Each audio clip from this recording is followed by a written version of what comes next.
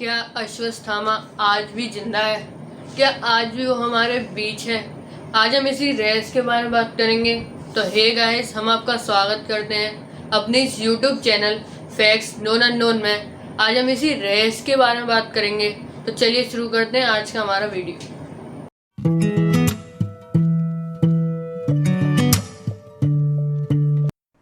अश्वत्थामा महान योद्धा व शिक्षक द्रोणाचार्य का पुत्र है।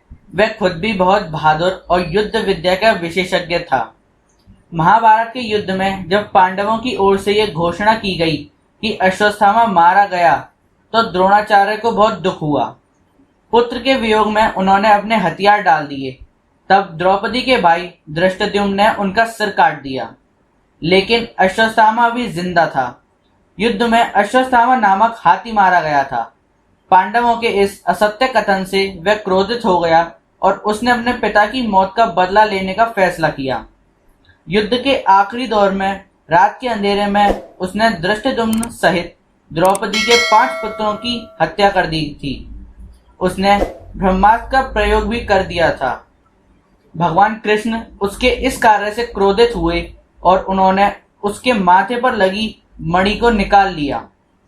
भगवान कृष्ण ने उसे श्राप दिया कि वह हजारों सालों तक इस पाप को ढोता हुआ निर्जन स्थानों पर भटकता रहेगा और उसके माथे का घाव उसे निरंतर कष्ट देता रहेगा और वह कभी ठीक नहीं होगा। इस संदर्भ में मैं आपको एक रहस्य बताना चाहूंगा। कहा जाता है कि जब से ही अश्वत्थामा उस कष्ट को भोगता हुआ धरती पर भटक रहा है। ऐसा भी माना जाता है कि वह कुरुक्षेत्र व अन्य तीर्थ स्थलों पर भी देखा गया। कुछ लोगों का मानना है कि श्राप के बाद वह रेगिस्तानी क्षेत्र में चला गया और वहीं रहने लगा। इस प्रकार महान शिक्षक का पुत्र अश्वत्थामा ज्ञानी, योद्धा और वीर होने के बावजूद मौत के लिए भटक रहा है। कुछ लोगों का मानना है कि अश्वत्थामा शिव का भक्त है और वह उनके मंदिरों में पूजन करने जाता है। कई लोगों का कहना है कि अश्वत्थामा अपने माथे के घाव के इलाज के लिए उस पर पट्टी बांधे रखता है। कभी कभी वह लोगों से अपने दर्द को दूर करने के लिए हल्दी और तेल भी मांगता है।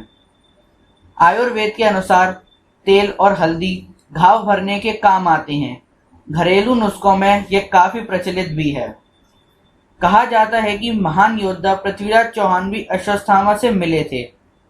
एक बार पृथ्वीराज चौहान वन में गए। वहां उन्हें एक बूढ़ा साधु मिला। उसके माथे पर गहरा घाव था और उसे इससे पीड़ा हो रही थी। पृथ्वीराज युद्ध विद्या के साथ ही आयुर्वेद की भी अच्छी जानकारी रखते थे। उन्होंने साधु से कहा कि मैं आपका यह रोग ठीक कर दूंगा। साधु उपचार कराने के लिए खुशी खुशी तैयार हो गया। पृथ्वीराज ने कई औषधियों का लेप तैयार किया और घाव पर लगाया, लेकिन घाव बिल्कुल भी ठीक नहीं हुआ।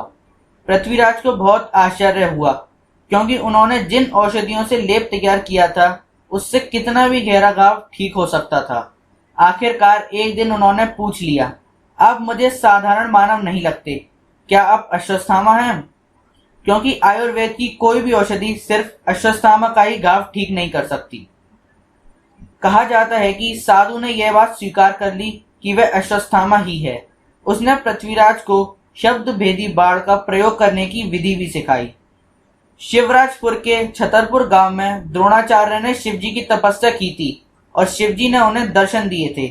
तभी से वहां खेरेश्वर मंदिर बना और शिव की पूजा होने लगी। अश्वत्थामा आज भी इस मंदिर में रोज शिव की पूजा अर्चना करने आते हैं। पुजारी जब सुबह मंदिर के पट खोलते हैं तो शिवलिंग की पूजा की हुई मिलती है और पुष्प बेलपत्र चढ़े हुए मिलते हैं। ऐसी मान्यता है कि अश्वत्थामा यहाँ अपनी मुक्ति के लिए शिव की तपस्या करने आते हैं।